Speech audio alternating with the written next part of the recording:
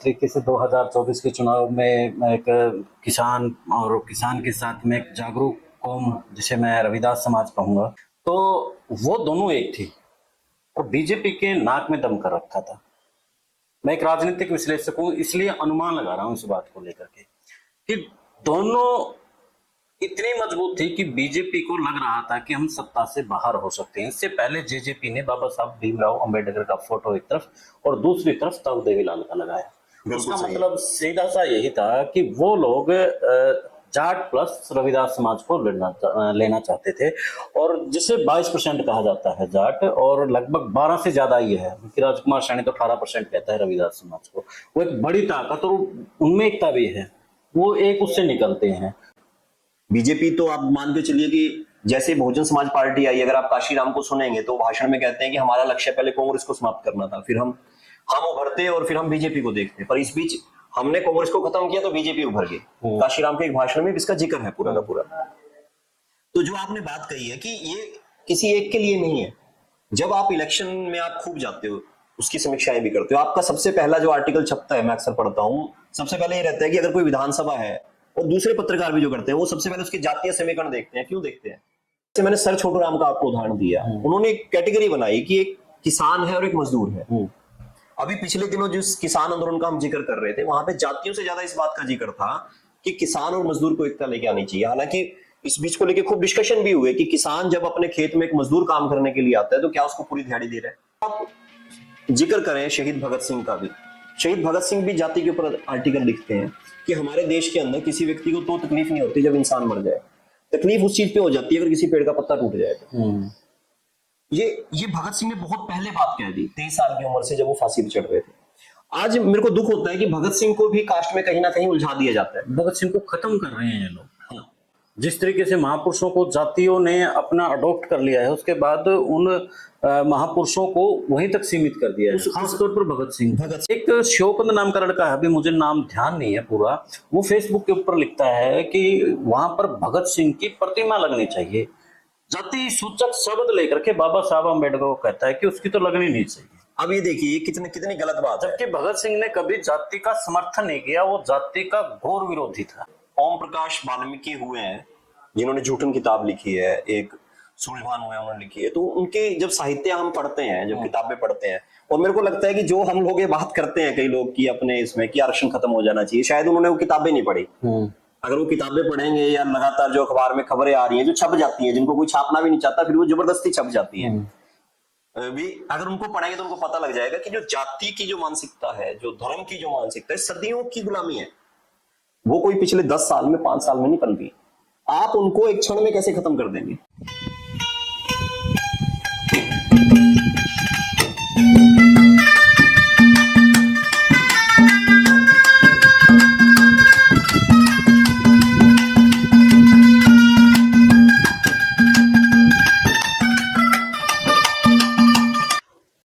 सभी नमस्कार, राम राम। मैं कोशिश खंडेलवाल आपके साथ द इनसाइडर मीडिया में, और आज हमारे साथ नवल सिंह है जो कि वरिष्ठ पत्रकार हैं, और पत्रकारिता के साथ में वो सामाजिक चिंतक भी हैं।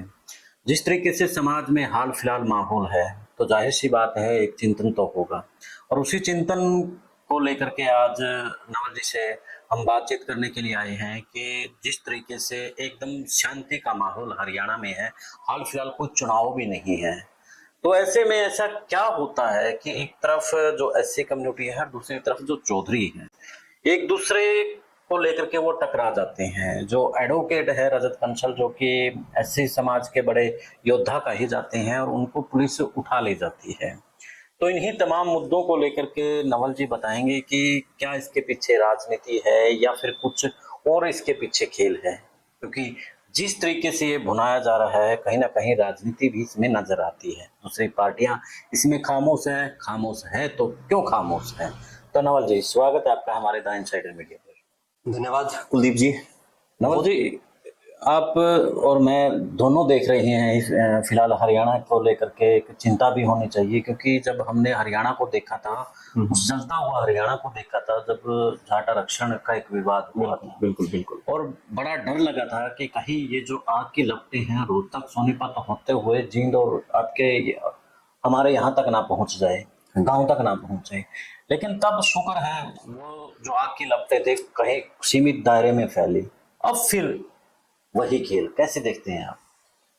कुलदीप जी, आपने बहुत ही अच्छा जो विषय है वो विषय उठाया है, और इस विषय के ऊपर समय समय पे बातचीत भी होती रहती है, क्योंकि इसको लेके हम लोग अक्सर जिक्र करते हैं कि जो जाति है ये क्यों नहीं जाती, जो कास्ट है क्यों नहीं जाती। मगर ये कास्ट की बात नहीं है, इसको अगर आप लेके चलेंगे धर्म पे, तो समय समय पे धर्म को लेकर भी बातचीत होती है, सीमाओं को लेकर भी बातचीत होती है। एक शेर है जो आपने सुना होगा कि सीमाओं पर तनाव है क्या, देश में चुनाव है क्या।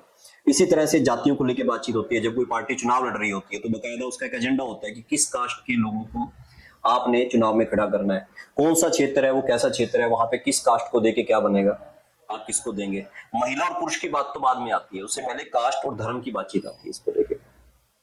तो ये पूरी एक राजनीतिक शतरंज होती है, जिस शतरंज के ऊपर एक सियासत चलती है, जिससे शायद कोई भी इंकार नहीं करेगा।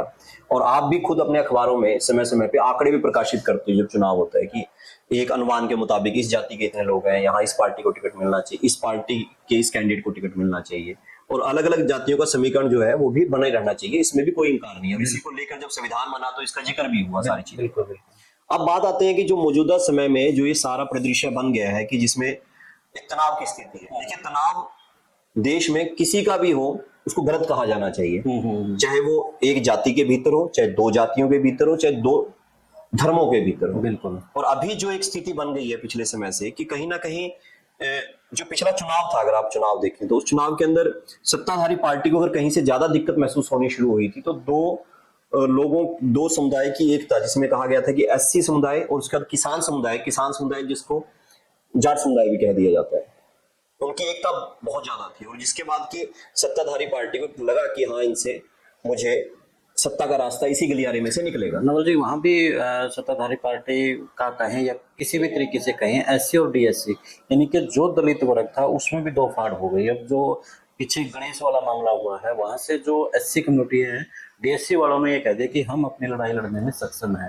क्योंकि जो दो फाड़ की है ये भी कहीं ना कहीं मैं उसी बात के ऊपर आ रहा था कि अगर आप कहते हैं कि अगर किसी चीज की समस्या में जाना है तो उसके समाधान की तरफ बढ़ना है, तो हमें अपने महापुरुषों की तरफ देखना पड़ेगा, चाहे वो सर छोटू राम हो, चाहे वो बाबा राम भीमराव अंबेडकर हो, चाहे ज्योतिबा फूले हो, चाहे आप जो आगे के जो राजनीतिक आंदोलन हुआ उसमें काशीराम, चाहे आप और भी नेताओं को ले लीजिए। क्योंकि अगर हम सर छोटू राम की बातचीत से शुरू करें तो उन्होंने कहा था कि साहूकार अगर वो हिंदू है और साहूकार अगर मुसलमान है तो उससे कोई फर्क नहीं पड़ता, उसने अपना शोषण करना ही करना है। बिल्कुल। फर्क इस बात से पड़ता है कि एक मजदूर के बारे में, किसान के बारे में क्या सोचता है।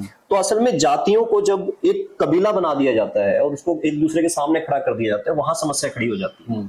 और ऐसा कौन करता है? ऐसा वही करेगा जिसका इसमें बेनिफिट हो रहा हो। आपको पता होगा कि जब संविधान की संरचना हुई और उसके बाद आरक्षण की बात आई, तो डॉक्टर भीमराव अंबेडकर ने बकायदा बीसी के लोगों को इसमें शामिल किया, जिनको पिछड़ी जाति कहा जाता था। इवन जो सबसे समृद्ध जो कही जाती है सुनार जाति, उसको भी इसमें लिया गया, जबकि कहा जाता है सुनार को इसकी क्या जरूरत है। बिल्कुल।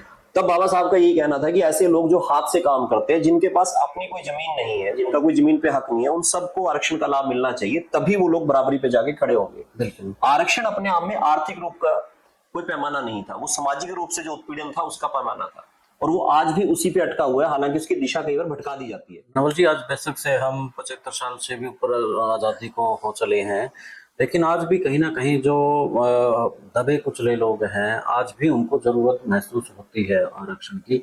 लेकिन बीच बीच में आवाज उठती है कि इतने सालों के बाद अब तो सक्षम है, लेकिन उन आवाजों को ये नजर नहीं आता है कि जो वर्ग आज भी 5 किलो राशन के ऊपर डिपेंड है, अच्छी एजुकेशन नहीं मिल पा रही है, तो रियलिटी में उन्हें भी आरक्षण की जरूरत है। कुलदीप जी, आप खुद इस बात को देखिए कि समय समय पे जाति को लेकर कितने मसले आते हैं, कि जिसके अंदर ये कहा जाता है कि वो व्यक्ति अगर कोई ऑफिसर भी लग जाए तो उसको आमतौर पे लोग चर्चा में कहते हैं कि वो उस कास्ट से है।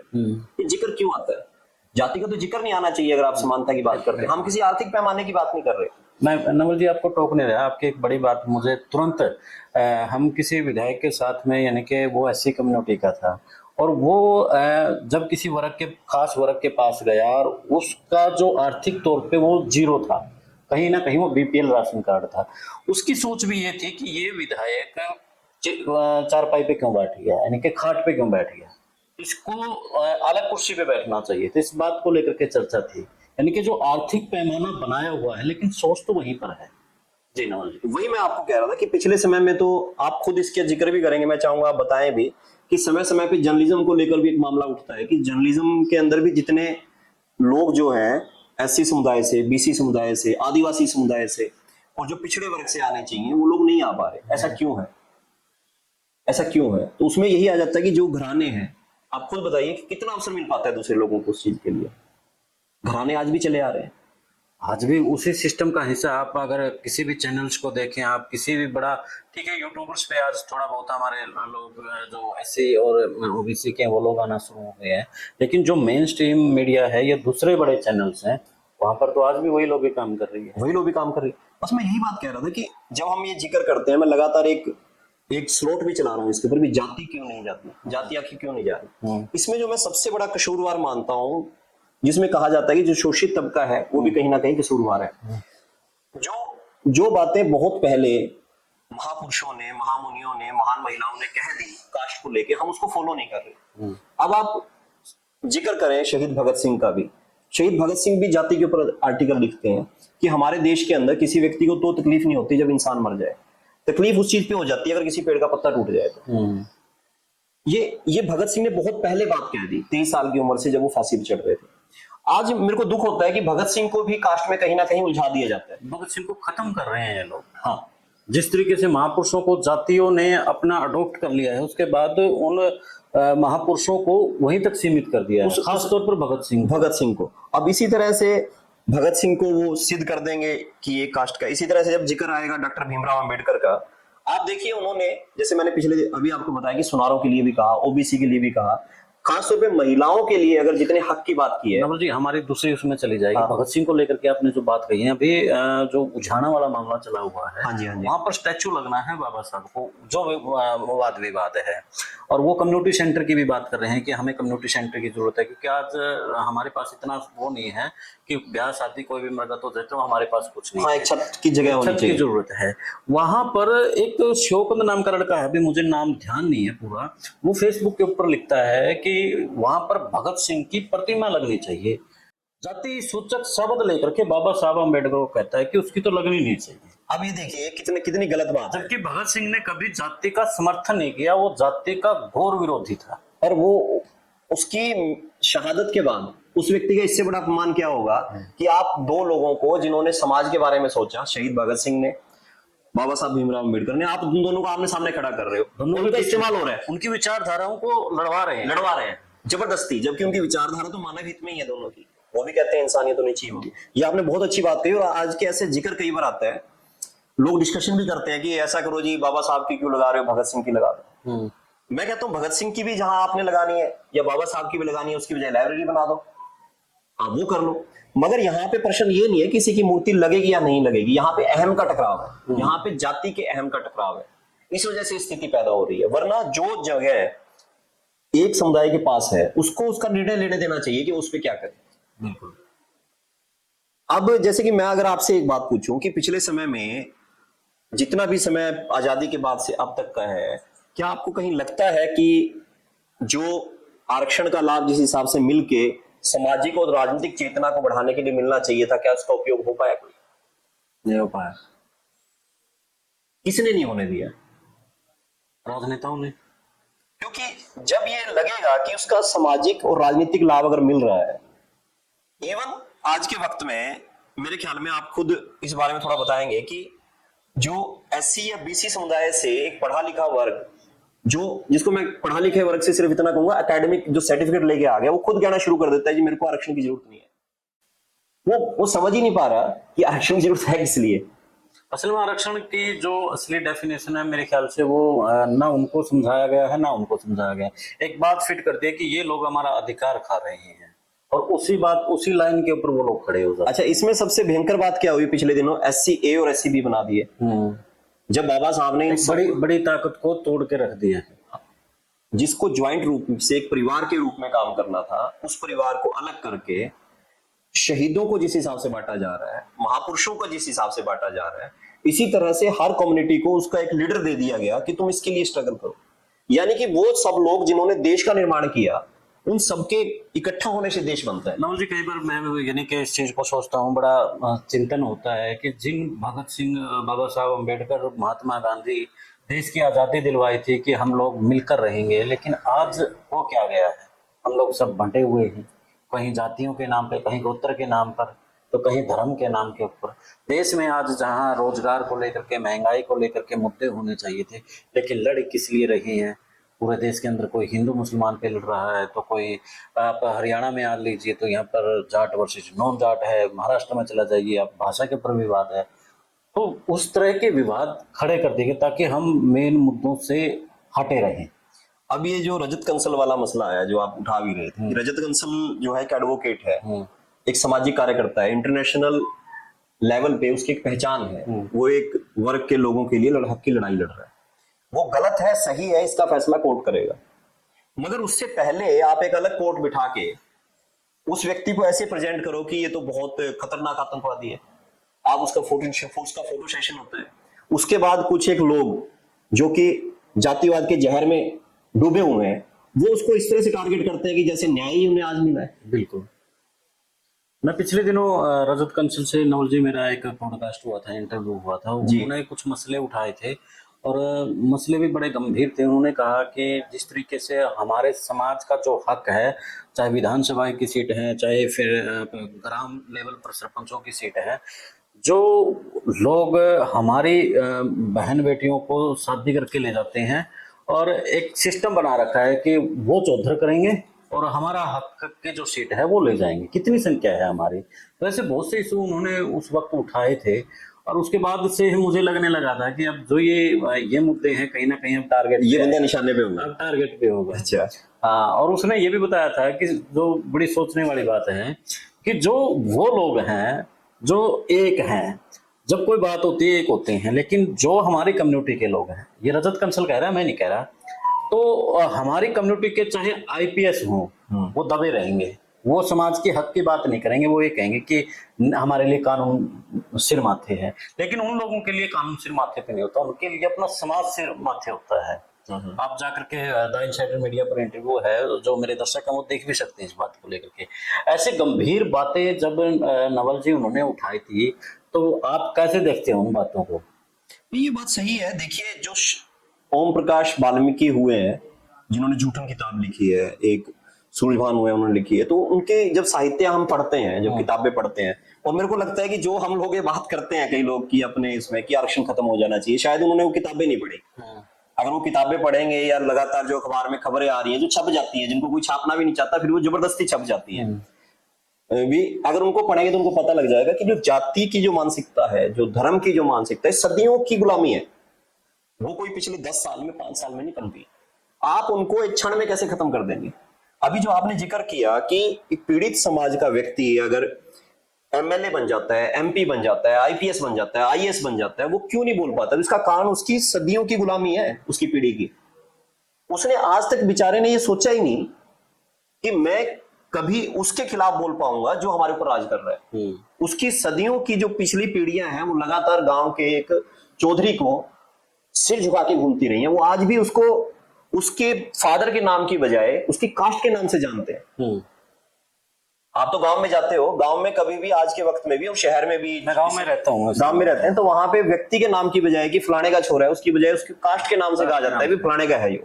वो चाहे कितने थार गाड़ी ले रहे हो, फॉर्च्यूनर ले रहे हो, लेकिन कितने भी उसका एक ओहदा है, चाहे आईपीएस है, फिर भी उसको एक जाति सूचक नाम लेके क्यों फलाने का उसका छोरा है, कास्ट का नाम लेके बोला जाता है। तो वो आइए जो ऑफिसर बना है, एमएलए एमपी बना है, तो अभी बना होगा। नवल जी, एक और है, जब हम बैठते हैं ना, सबसे पहले जिज्ञासा यही होती है कि ये किस जाति का है। नहीं, ये जिज्ञासा नहीं होती कि ये बंदा कितना पढ़ा लिखा है, कितना क्या कुछ इसके सिस्टम है। सिर्फ ये होती है जिज्ञासा कि ये कौन सी जाति का हो सकता है। अच्छा, एक चीज और, ये चीजें नवल जी, मैं बीच में बात नहीं काट रहा आपकी, ये चीजें मैंने चंडीगढ़ और पंचकुला में भी देखी हैं। बस आपने मेरा जवाब दे दिया, मैं ये पूछने वाला था। आपने जवाब दे दिया, मैं ये पूछने वाला था कि आप बाहर घूमते वहां भी ऐसा है क्या? ऐसा ही होता है। पहले जब बैठते हैं तो यही चर्चा होती है गोलमोल तरीके से कि आप क्या है, भाई मैं तो ओबीसी हूँ, फिर खुल के बात करते हैं, यानी कि तब तक बात ही नहीं होती जब तक उसको जाति ना पता लगे। जो ये सरनेम का ये है कि प्रिविलेज है, जो प्रिविलेज है कि एक पहले से बन के आई, ये आपको किसी धन से नहीं मिलेगा, किसी जमीन से नहीं मिलेगा। बिल्कुल। जब आप अपने नाम के पीछे कोई लगाता है कि मैं तो ये हूं, तभी तो कंफ्यूज होते हैं क्योंकि कंडेल वाले बड़ी होते हैं। नहीं मैं वैसे बता रहा हूं। तो ये जो है, ये अपने आप में एक ऐसी पूंजी है जो, जैसे कहते हैं ना कि माँ के पेट से आप शरीर के अंग भी लेके निकल रहे हो, मगर उसके साथ आप अपनी कास्ट भी लेके निकल रहे हो। नवल जी, हम फिर से मेन पॉइंट के ऊपर आते हैं। जिस तरीके से 2024 के चुनाव में एक किसान और किसान के साथ में एक जागरूक कौम, जिसे मैं रविदास समाज कहूंगा, तो वो दोनों एक थी और बीजेपी के नाक में दम कर रखा था। मैं एक राजनीतिक विश्लेषक हूं, इसलिए अनुमान लगा रहा हूं इस बात को लेकर के कि दोनों इतनी मजबूत थी कि बीजेपी को लग रहा था कि हम सत्ता से बाहर हो सकते हैं। इससे पहले जेजेपी ने बाबा साहब भीमराव अंबेडकर का फोटो एक तरफ और दूसरी तरफ ताऊ देवीलाल का लगाया। उसका मतलब सीधा सा यही था कि वो लोग जाट प्लस रविदास समाज को लेना चाहते थे, और जिसे 22% कहा जाता है जाट, और लगभग 12 से ज्यादा ही है क्योंकि राजकुमार सैनी तो 18% कहता है रविदास समाज को। वो एक बड़ी ताकत और उनमें एकता भी है, वो एक उससे निकलते हैं। उसी बात को लेकर के जो सत्ताधारी पार्टी है वो कहीं ना कहीं डरी हुई थी। तो अब जो सोशल मीडिया पर भी इस बात को लेकर के उठ रहे हैं कि आप लोग थोड़े से संयम से काम लें, ये आपको उसी खेल का पैटर्न है जो डिवाइड एंड रूल हिंदू और मुसलमान का है। आप इसको कैसे देखते हैं? बिल्कुल, देखिए जी, ये तो ना, अगर हम कहेंगे कि आजादी के बाद अलग अलग पार्टियां रही, जिसके अंदर की पहले कांग्रेस की पार्टी थी, कांग्रेस का एक पूरा वर्चस्व होता था, उसके अंदर समय अनुसार अलग अलग धर्म को लेके पार्टियां बनी, और उसके बाद फिर जब कास्ट की एक संरचना जो है समझ में आई, कुछ लोग आगे बढ़ने, तो कास्ट के लेवल पे भी प्रभुत्व करने, वो कुछ लीडरशिप करने वाली पार्टियां आई। जो बहुजन समाज पार्टी है वो उसी से निकली है। बीजेपी तो आप मान के चलिए कि जैसे बहुजन समाज पार्टी आई, अगर आप काशीराम को सुनेंगे तो भाषण में कहते हैं कि हमारा लक्ष्य पहले कांग्रेस को समाप्त करना था, फिर हम उभरते और फिर हम बीजेपी को देखते, पर इस बीच हमने कांग्रेस को खत्म किया तो बीजेपी उभर गई। काशीराम के एक भाषण में इसका जिक्र है पूरा का पूरा। तो जो आपने बात कही है कि ये किसी एक के लिए नहीं है, जब आप इलेक्शन में आप खूब जाते हो, उसकी समीक्षाएं भी करते हो, आपका सबसे पहला जो आर्टिकल छपता है, मैं अक्सर पढ़ता हूँ, वो सबसे पहले ये रहता है कि अगर कोई विधानसभा है, और दूसरे पत्रकार जो करते हैं वो सबसे पहले उसकी जातीय समीकरण देखते हैं। क्यों देखते हैं? क्योंकि वो एक प्रकार का पैरामीटर है। उन्होंने पैरामीटर बना दिया जबरदस्ती लोगों के बीच में। ऐसा नहीं है, सभी एक ही जात के लोग ना तो अच्छे होते हैं ना ही बुरे होते हैं। अगर जैसे मैंने सर छोटू राम का आपको उदाहरण दिया, उन्होंने एक कैटेगरी बनाई कि एक किसान है और एक मजदूर है। अभी पिछले दिनों जिस किसान आंदोलन का हम जिक्र कर रहे थे, वहां पे जातियों से ज्यादा इस बात का जिक्र था कि किसान और मजदूर को एकता लेके आनी चाहिए। हालांकि इस बीच को लेके खूब डिस्कशन भी हुए कि किसान जब अपने खेत में एक मजदूर काम करने के लिए आता है तो क्या उसको पूरी दिहाड़ी दे रहा है। तब उसके अंदर से आंदोलन में निकल के ये भी सवाल आया कि ये सवाल का जो हल है वो आपस में बैठ के कर लेंगे, इसको सत्ता को बीच में कूदने की कोई जरूरत नहीं है। वो उनके भाईचारे का मसला है, आप दो भाइयों को मत लड़वाइए। मगर जो कोई भी पार्टी है जो सत्ता में बना रहना चाहती है, वो इसको बड़े उस ढंग से देखती है केक को काटने की तरह, भी फूट डालो और राज करो। जो अंग्रेजों की नीति थी, कभी बुजुर्गों के पास बैठोगे तो आपको कहेंगे कि अंग्रेज यहां से चले गए, एक चीज यहां छोड़ गए कि फूट डालो और राज करो। वो आज भी हमारे पास है, जो कुर्सियों पर बैठते हैं उनके अंदर। अभी पिछले दिनों डिवीजन जो है, आप इसको ऊपर से ले लीजिए, देश में ऊपर से बात चलेगी तो कहेंगे हिंदू मुसलमान, सिख ईसाई, इनके बीच में रहेगा। फिर राज्यों की बात होगी, हरियाणा और पंजाब पिछले दिनों आपस में पानी को लेकर कितना लड़े, अभी भी वो चलता है। जबकि हम एक देश के लोग हैं, हमें क्या एतराज होना चाहिए अगर पानी को लेके हम बैठ एक दूसरे को मिलता है तो क्या एतराज होना चाहिए? वो इस तरीके से कर दे हैं जैसे भारत पाकिस्तान हो, चाइना हो, पाकिस्तान वालों, उस तरह से। अभी आप और आगे बढ़ो, आप आगे बढ़ेंगे तो मैं कहता हूं चलो आपने जिक्र कर लिया कि दो कास्ट के बीच में आपसे हो गया, मगर ये यहाँ थोड़ी ना थमता है। फिर कास्ट के बीच में से भी सब कास्ट है, उनके बीच में से करवाया जाता है। फिर जो चाहे अपर कास्ट जिसको कहा जाता है, जिसको लोअर कास्ट कहा जाता है, हम तो नहीं मानते, मगर जिसको अपर कास्ट कहा जाता है उसके बीच में भी कहा जाता है कि ये फलाने गोत्र से है, ये इस गोत्र से है। उनके गोत्रों के अलग अलग, गोत्रों के ऊपर जो सरपंचों का चुनाव होता है वो गोत्रों के ऊपर आकर के खड़ा हो जाता है। जो गांव का चुनाव होता है वो अपने गोत्रों में खड़ा होता है। अब जिस गांव के अंदर पट्टियां हैं, जिस गांव के अंदर बगड़ है, वो बगड़ों के ऊपर चुनाव होता है। तो मेरा कहने का मतलब ये है कि देखो, सत्ता का केंद्र बिंदु क्या है कि लोगों को डिवाइड करो, नीचे से लेकर ऊपर तक। आप इसको कास्ट तक मत लेके जाइए, नीचे से लेके ऊपर तक देश में एक वो डिवीजन बनी हुई है। ये तो बात लोगों को समझनी होगी। नवल जी, आप अगर ये सोचे ना कि कुर्सी पे बैठे हुए लोग किसी दिन ये बात कहेंगे कि हमें ऐसा नहीं रहना, तो ऐसा नहीं होने वाला। उनकी तो जैसे वो कहते हैं ना, खेती का बीज ही यही है। अगर बीज ही खत्म कर देंगे तो फिर उनको मुश्किल तो आएगी। उनको मुश्किल है। राहुल जी, अभी हाल फिलहाल चुनाव भी नजर नहीं आ रहे हैं, क्योंकि अभी 8-10 महीने हुए हैं चुनाव हुए, तो अभी तो 4 साल का एक बड़ा समय है इनके पास। तो ऐसे में इस वक्त क्यों जरूरत पड़ी फिर?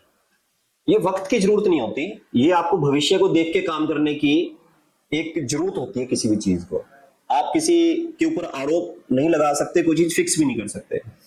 अगर आपकी बात को मैं दूसरी तरह से घुमा के कह दूं तो मैं आपको ये कहता हूं कि देश का संविधान बने इतने साल हो गए, तो जिस आजाद भारत को लेके हमने सपने बुने थे हमारे देश के लोगों ने, वो सारी चीजें अब तक लागू क्यों नहीं हुई?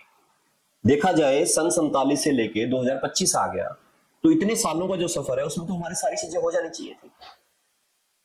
पर जब हमारा मकसद बजाय किसी चीज को ठीक करने के व्यक्तिगत स्वार्थ हो जाए, तो वहां ऐसा ही होता है। अभी एक चीज बताइए कि लगातार कोई माँ बाप भी अपने बच्चे को ये नहीं कहता कि बेटा जो तू कास्ट के ऊपर बोल रहा है ठीक नहीं है। वो एक टाइम तक खुश हो रहे होते हैं। अब ये पिछले दिनों जिक्र आया था कि जितने भी लीडर हैं, बड़े लीडर, जो ये कहते हैं कि हमें अपनी मिट्टी से प्यार है, उन सबके बच्चे पढ़ने के लिए विदेश गए हुए हैं। अभी जितने भी झगड़े होते हैं, जितने भी लीडर भाषण दे रहे होते हैं, इनके बच्चे क्या उन झगड़ों में होते हैं? बिल्कुल नहीं होते। ये बात हम समझते नहीं। धार्मिक आस्था हम लोगों की ज्यादा होती है, उनकी कम होती है। वो अपने काम धंधे, अपनी राजनीति में व्यस्त होते हैं। अभी जो ये कास्ट का जो इशू चल रहा है, जिसके ऊपर आपने बड़ी बातचीत की, मेरे को बताइए कि जो राज्यसभा के सदस्य हैं या जो लोकसभा के सदस्य हैं या जो विधायक बने हुए हैं, उनका इसके ऊपर क्या पक्ष है? आप तो पढ़ते रहते हैं। खामोशी अब तक तो, खामोशी। सभी पार्टियों में खामोशी है, क्योंकि उनको लगता है कि खामोशी रहना ठीक है, जब आएगा तब तक तो ये लोग मिट जाएंगे, मेमोरी लॉस हो जाएगा, फिर इलेक्शन में नई चीज देखेंगे, तब तक तो अगर ये इसी में रहे तो बढ़िया है। देखो, अगर आप इन झगड़ों में नहीं फंसे तो किसान अपनी फसल के रेट मांगेगा, मजदूर ये कहेगा कि मेरे को दिहाड़ी क्यों नहीं मिल रही, मेरे को 100 दिन का रोजगार जो है स्कीम है आपकी वो पूरी करो। मेरे बच्चों को सरकारी स्कूल में पढ़ता है, स्कूल बंद हो रहे हैं, स्कूल बंद हो रहे हैं, क्यों बंद हो रहे हैं? क्यों बंद हो रहे हैं? मेरे बच्चे को एजुकेशन मिलनी चाहिए। मेरा बच्चा पढ़ के बाहर निकला है तो उसको नौकरी मिलनी चाहिए। मेरी बेटी बड़ी हो रही है, उसके लिए कोई इंतजाम करो। मुद्दों को भटकाने का एक सबसे बड़ा भटकाना तो नहीं कह सकता मैं, आप कह रहे हो। मैं ये कहूंगा कि ऐसा लगता है कि जब ये दूसरी तरफ लगा रहे तो कम से कम हमारे पास किसी काम के लिए ना आए। हमने कान ऐसे पकड़ लीजिए, ऐसे पकड़ लीजिए, बात तो वही है। नहीं, इसमें फर्क है। देखो, आपके घर में बच्चा होगा और जब आप काम कर रहे होते हो तो आप इसी में खुश होते हो कि बाहर खेलता रहे। आप उसको कब संभालते हो? जब आपको उससे खाना मंगवाना है या उसकी पढ़ाई के बारे में बात करनी है, फिर आप उसको धमका के बाहर से भी लेके आओगे। तो पब्लिक को लीडर तभी संभालते हैं जब चुनाव हो जाए। उससे पहले वो क्या कर रहा है क्या नहीं कर रहा है, इस बात से उनको कोई फर्क नहीं पड़ता। और जी, अंतिम में आपसे यही जानूंगा कि क्या लगता है, क्या हालात बिगड़ेंगे, सुधरेंगे, क्या कुछ रहेगा? रजत कंसल को लेकर के अगर देखा जाए, ऐसा ही चंद्रशेखर रावण के साथ यूपी में भी होता है। वो बड़ा राजनेता के तौर पर उभरता है और आज वो सांसद भी। इससे पहले काशीराम भी जेल गए, मायावती भी जेल गई और वो सीएम की सीट तक पहुंचे। ऐसे बहुत से उदाहरण हैं, क्या कहेंगे? देखो जी, अब मैं ज्यादा तो नहीं कह सकता, मगर जो जितना अध्ययन हमारा बताता है, कुछ चीजें प्रैक्टिकल देखी जाती है। मैं फिर बात कहूंगा कि मैंने एक तस्वीर बाबा साहब की किसी ने कह के जिक्र किया था, किसी व्यक्ति ने आमतौर की। बाबा साहब की एक तस्वीर है जिसमें वो उंगली से इससे इशारा कर रहे हैं, और पिछले दिनों उस तस्वीर को ऐसे कर दिया गया, उंगली ऊपर कर दी गई। तो वो आया लड़का मेरे पास, स्कॉलर था, उसने कहा, कहता है सर ये ना गलत है। तो मैं भी जानना चाह रहा था, मैंने कहा बताओ कैसे गलत है। हालांकि मैं जानता था, फिर मैंने सोचा ये क्या कहेगा, उसके हिसाब से पूछते हैं। तो उसने कहा, देखो जी, बाबा साहब की उंगली का इशारा था कि हमें देश की संसद में जाना है और वहां से चीज बदलनी है, और इनकी उंगली को पता नहीं किस हिसाब से ऊपर कर दिया गया। जबकि चाहे उस उंगली का इशारा ये है कि हमें एक होना चाहिए, मगर एक होने से बड़ा लक्ष्य ये है कि तुम्हें वहां बैठना है जहां बैठ के मैंने, बाबा साहब यानी खुद कह रहे हैं कि मैंने बैठ के जो कानून बनाए वो यही बनते हैं, तुम्हें यहां बैठना है। अभी मुख्य चीज वही निकल के आती है कि जब समुदाय को यही नहीं पता, चाहे वो शोषित, चाहे कोई भी तबका, चाहे वो महिला भी क्यों नहीं है, क्योंकि बाबा साहब उसके भी है, एससी बीसी किसानों के भी है, मजदूरों के भी है। वो एक लंबा विषय चले जाए, लेकिन उनके समझ से परे हैं ये बातें। पर उनको सोच, मैं कह रहा हूँ, जब हम कहेंगे तभी तो वो सोचेंगे। जो ये लोग बाबा साहब को नहीं मानते ना, उनको ये नहीं पता कि बोलने की आजादी बाबा साहब के संविधान ने दिलवाई है, संविधान ने दिलवाई। और जो और भी ऐसे वर्ग हैं जो बाबा साहब को नहीं मानते, उन्हें ये नहीं पता है कि पढ़ने का अधिकार बाबा साहब ने दिलवाया। ऐसे बहुत से हैं, उस पर लंबी डिस्कशन। सिर्फ मैं उसको अंत में इसलिए खत्म करूंगा, जो आपने राजनीति की बात कही ना, देखिए उसके बगैर कोई हल नहीं है। वहां तो जाना पड़ेगा, चाहे वो समुदाय इकट्ठा होकर किसी को भेज दे, ये जो सारे शोषित तबके हैं, क्योंकि ये भी एक सच्चाई है, अगर कोई जाति, एक जाति ये सोचती है, मैं बल्कि बड़े खुले रूप से कहता हूं, एक जाति अगर सोचती है कि हम अपना सत्ता में अधिकार जमा के दूसरों को साइड लाइन कर देंगे, तो सबसे बड़ी गलती है। क्योंकि कोई भी जाति आपकी 35% तक नहीं पहुंचती, और सत्ता में आने के लिए आपको 35 से 37%, 40% चाहिए होता है। बल्कि पिछले दिनों तो पार्टियां ज्यादा बनी है, इसलिए आप डिवीजन ये मान के चलिए कि आपको 30 से 37% तक तो वोटिंग होनी चाहिए एक पार्टी के हक में। जैसे आपने बताया, अगर आप किसी भी कास्ट को निकाल के देख लो, इतनी कास्ट तो कोई बनती नहीं बनती। जब तक कोई भी शोषित वर्ग बजाय कास्ट के वो इकट्ठे होकर बात नहीं करता, चाहे वो एक कास्ट भी है, मान लीजिए अगर जैसे आपने जिक्र किया कि दो कास्टों के बीच में तनाव हो गया, तो इलेक्शन के बीच में क्या ये तनाव ही रखेंगे? मुझे पंजाब जैसे स्टेट में इतनी संख्या है वंचित वर्ग की, वो खुद का अपना सीएम ना क्यों ना बना ले, लेकिन वो, हाँ, तो ये आपने बिल्कुल सही बात कह दी। जबकि देखा जाए काशीराम ने शुरुआत ही पंजाब से लेकिन यूपी में फार्मूला कामयाब होता है, पंजाब में फेल हो जाता है। आप समझ रहे हैं बातों को? तो कुल मिला के मेरे को ये लगता है कि बाबा साहब की तस्वीर ही उसका रास्ता दिखाती है कि वहां तो जाना ही पड़ेगा। आंदोलन जो है आपको सक्रिय करते हैं, मगर जो देश का संविधान है वही चीजें रास्ता दिखाता है। उसको कोई गलत इस्तेमाल कर सकता है, मगर अल्टीमेट रास्ता वही है।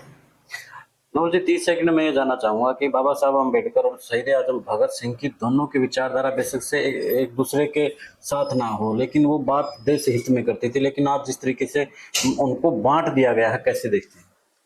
देखिए, मैं एक बड़ी बात ये कहूंगा कि जो इसको अगर छोटा सा ही कर दें इस बात को, कि कभी भी किसी एक व्यक्ति को दूसरे व्यक्ति के सामने खड़े होकर उसकी तुलना नहीं करनी चाहिए।